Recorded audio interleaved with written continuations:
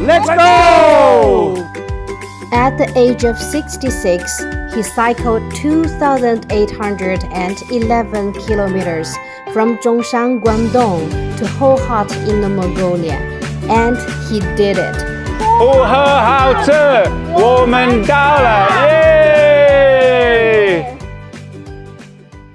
The most challenging thing is mountains. When you're riding up a mountain, you're carrying a lot of gear in the bags behind you, on your back, you've got the thing on your head, you've got camera gear, and the whole bike weighs 20 or 22 kilograms. And on a couple of days, we not only had big mountains, but we had strong headwinds as well. So the wind is hitting us in the face, and you're trying to go up a fairly steep hill carrying a lot of gear. It's quite hard.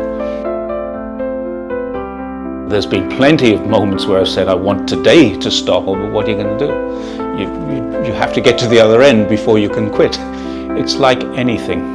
When you're in any kind of situation and you get through it, you remember the good times. Beautiful countryside.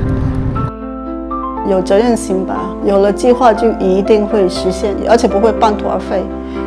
就算在途中遇到困难，都会想办法去解决。 In fact, it was three times. Bev got lost, and Bev could, if he wanted to, put the map on his phone, but he chooses not to. He chooses to rely on me for this. And so a couple of times where he was in front, and I knew we were turning left here, and he would not have turned. He would not have known that turning. And I thought it was such a simple thing just to go back. And it was just messy. We just couldn't, he was saying he was in one road and I'm saying, well, yeah, I'm in a similar road, but we couldn't see each other. So I was a bit pissed off. And he got annoyed with me that day, thought as if it was my fault.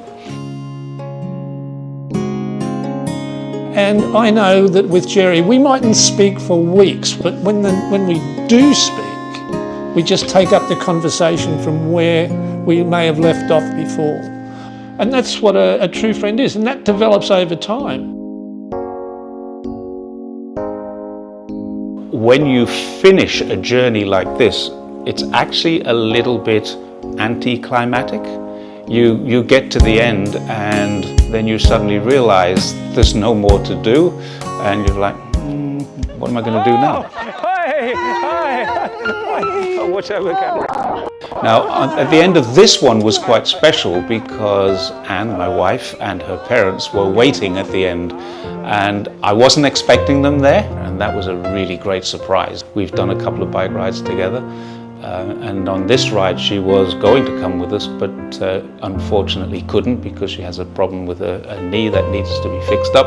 So that's a disappointment, but yeah, she's an incredible support. We talk every day, but yeah, I couldn't do it without the support. The support that we have for each other to do things that we want to do is, I think it's mutual. You walk out of your front door and you do the same thing every day. You don't have that. You're in new environments, and it's not the same thing every day. So traveling around China, you ride out of the city and you get into the countryside, and then suddenly there's a smell. What's that smell? It's onions because onions are growing in this area, or it's cinnamon because cinnamon is growing in that area. And you get out of those areas and it's just so pure, so clean. And not what we'd expect of China if we read Western media, completely different to how we would expect China to be. China is, in some places, the word is pristine.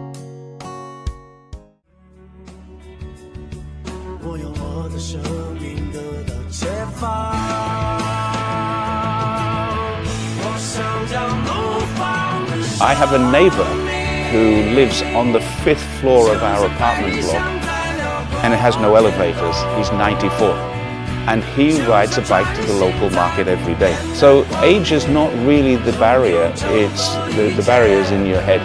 If you have a dream, what's the point of having a dream if you're never going to put it into reality? And you cannot prepare mentally until you've done it. You don't know what you're capable of until you've put yourself in a position of doing it.